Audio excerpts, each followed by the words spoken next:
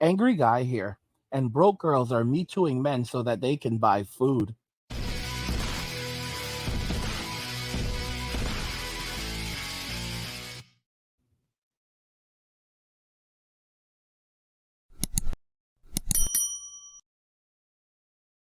Guys, if you're enjoying this content, please help get this channel to 100,000 subscribers on our journey to 2 million by subscribing to the channel if you already haven't, liking the video, and turning on notifications to never miss another video ever again. Now let's begin. Broke girls are me tooing men so that they can buy food. Well, we all know what's happening with inflation right now. Inflation is absolutely devastating everyone. It is through the roof. People cannot afford anything. You have women literally crying on social media that they cannot afford food, they cannot afford to live. And while there are some people who are mocking them, a lot of these people who are mocking them barely have any money at all.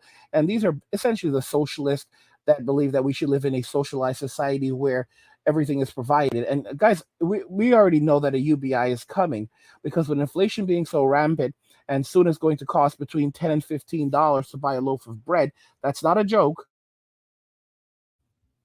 At that point, ultimately, a lot of people will, especially with AI and the shifts that are going to happen as a result of AI. And I told you these jobs were going to begin disappearing. I told you years ago that many of these jobs working at McDonald's, these jobs working in hospitality, a lot of these jobs working in office that can be automated out, I told you they were going to be replaced.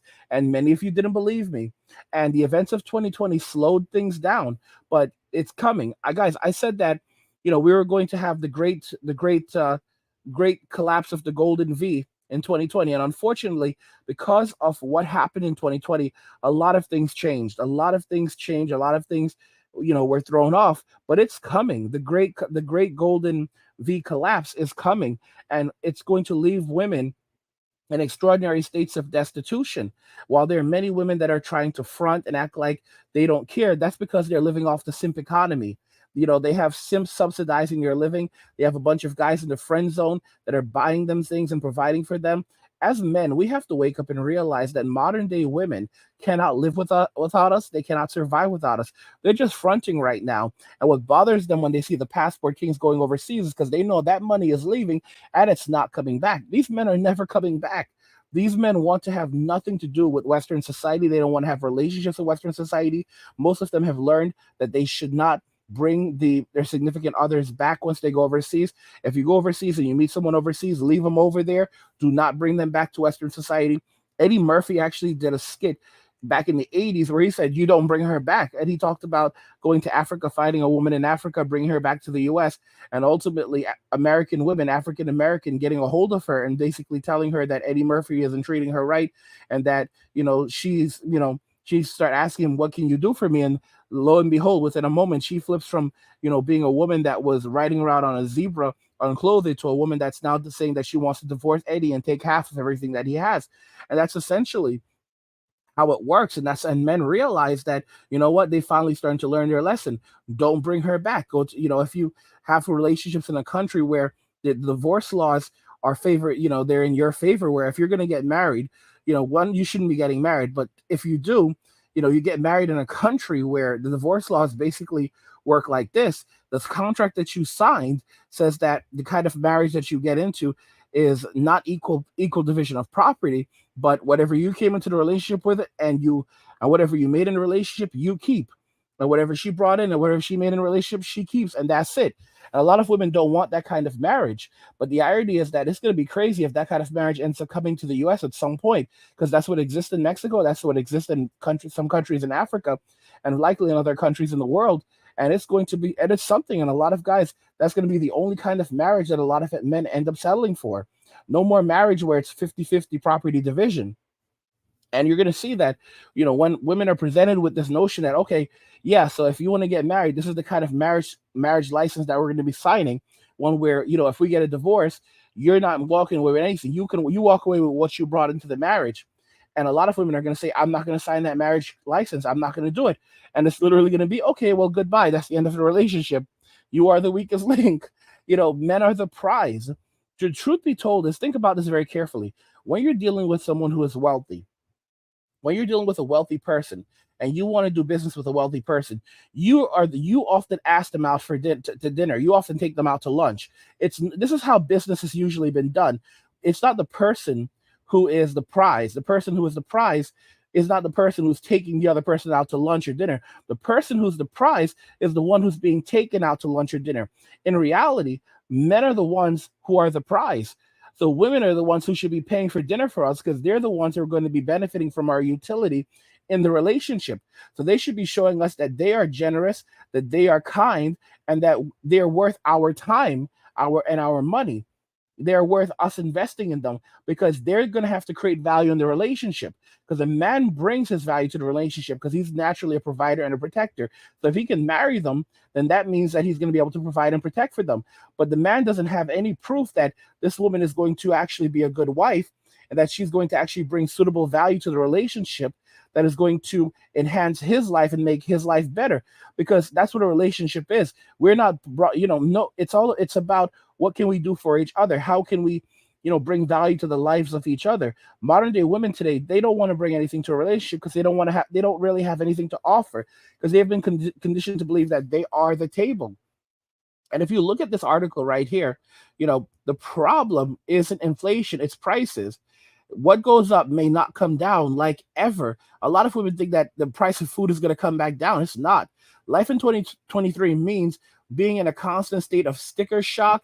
This was an article from November 14, 2023, and it came from Vox. You walk out of the grocery store feeling like you're not really sure what happened, but somehow your normal fare ran you $50 more than you swear it should have.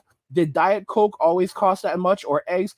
Maybe you've been put off buying that new car in hopes the price will go back to where they were pre-2020, but you're starting to feel like the wait is awfully long, or the morning after a post-work happy hour, you're left scratching your head. You swear that you had 2 glasses of wine, but the size of your credit card receipt makes you wonder if it wasn't 4. How expensive everything is today is a top theme of conversation. The whole situation can be infuriating. The root of what's going on here can feel obvious. Blame inflation, which picked up in mid 2021 and through 2022, but that isn't really as much of the issue anymore, at least not at the current rate, because inflation is coming down. The actual problem is prices. They're not going up nearly as much as they were in, say, the middle of last year, but they're by large they're by and large not declining in mass either, and in most cases they won't go back to where they were in the before the times. So basically back in 2020 or prior to 2020. Inflation in the US is falling relatively quickly compared to all of our other peer countries, and we have the strongest growth out of the recession, said Felicia Wong, president and CEO. But people don't just want falling inflation numbers, they actually want deflation. Deflation probably isn't in the cards. And the rub is we don't want it to be. Higher prices might just be the sort of thing we all got to get used to. The truth is, we're never going back to how things were in 2019. We won't be returning to the office at the same levels. We'll never hear Corona and only think of beer. And that night on the town is going to cost us more than it did before. Paying more for stuff is the worst. Two things are true in the US today. The economy is good and people hate it. Poll after poll show that many Americans think the economy is in the gutter and that it is getting worse. That's even though the labor market is robust, economic growth is strong, and many people say their personal financial situations are just fine. Guys, this is crazy. Most people are broke. People are broke. Not to mention that the recession many economists have been predicting for over a year hasn't materialized. Why do people say the economy is bad even when it's good? Is a question dodging economists, journalists, and the White House, which would very much like to convince people otherwise. I don't pretend to have all the answers here, but I think one thing is quite clear. People really do not like paying more for stuff than they used to. That doesn't mean American consumers aren't still spending. They are, but they're mad about it. Guys, these people are completely disconnected from reality. People are not despite the fact that prices have skyrocketed, people are not making more money. They're not making significantly more money. The rises in inflation haven't kept the rise in inflation, is ridiculous. pay the amount of money people are making has not kept up with inflation.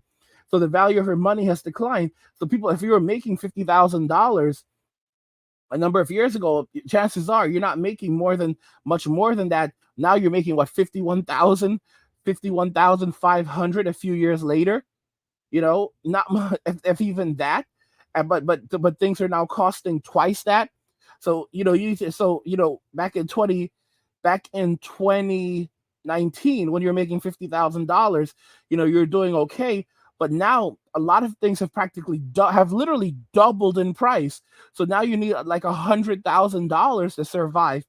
As to where you could rent a place for $1,500 back in 2019, now it's $3,000. So now you really need to make at least $100,000, and even then, it's still hard because when you hit that tax bracket, you're now losing more as a result of taxation. So you're losing it all in inflation and taxation. So what's the point? This is one, like I said, this is why broke girls are me tooing men so that they can buy food. What do you guys think regarding this? I want to know your thoughts. If you're enjoying the content on this channel, please help get this channel to 100,000 subscribers by subscribing to the channel if you already haven't, liking the video, and turning on notifications to never miss another video ever again.